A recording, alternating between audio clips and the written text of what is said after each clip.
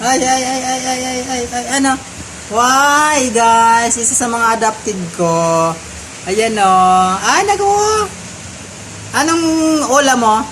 Nako, nagano ng itlog. Anong ulam mo?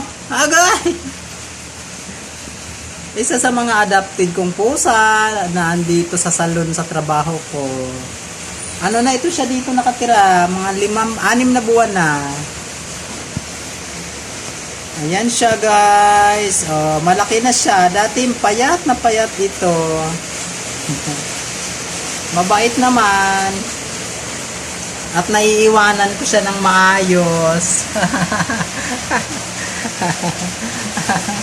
Naiiwanan ko siya ng maayos. Ay.